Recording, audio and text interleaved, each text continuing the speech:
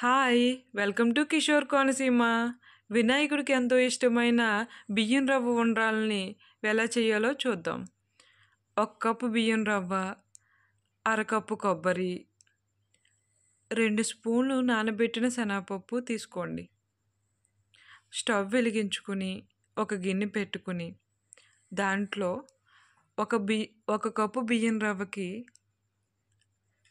2.5 కప్పులు వాటర్ వేసుకోవాలి. దాంట్లో సరిపడా అంత ఉప్పు వేసి బాగా మరగనివ్వాలి వాటర్. నీళ్ళు మరుగుతూ ఉన్నప్పుడు బియ్యం రవ్వని వేసి నెమ్మదిగా ఉండలు లేకుండా కలుపుతూ ఉండాలి. ఆ తర్వాత స్టవ్ సిమ్లో పెట్టుకుని ఒక 5 నిమిషాలు ఉడకనిచ్చిన తర్వాత ఒక స్పూన్ నెయ్యి వేసి మరలా కలపాలి. కలిపి మూత పెడితే బాగా మగ్గి పిండి రెడీ అవుతుంది.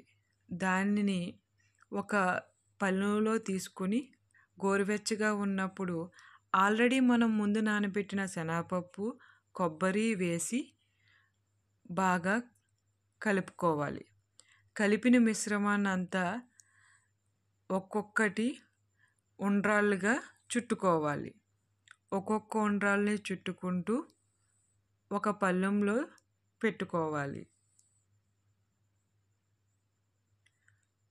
స్టవ్ ఆన్ చేసుకొని ఒక చిన్న ఇడ్లీ పాత్రలో ఒక చిన్న గ్లాసుడు వాటర్ వేసి దాంట్లో మనం ఆల్రెడీ ఉండ్రాళ్ళు తయారు చేసుకుని పెట్టుకున్న ఉండ్రాళ్ళని ఒక్కొక్కటిగా దాంట్లో పెట్టి మూత పెట్టాలి. అవి ఒక 5 నిమిషాల తర్వాత తీసి చూసినప్పటికీ వేడి వేడి ఉండ్రాళ్ళు రెడీగా ఉంటాయి. వినాయకుడికి ఎంతో ఇష్టమైన ఈ ఉండ్రాళ్ళు ఎర్ర కొబ్బరి పచ్చడి కానీ ఆవకాయతో కానీ చాలా బాగుంటాయి. ప్లీజ్ లైక్ అండ్ సబ్స్క్రైబ్ చేయండి. నా ఛానల్ నచ్చితే సబ్స్క్రైబ్ చేసుకుని షేర్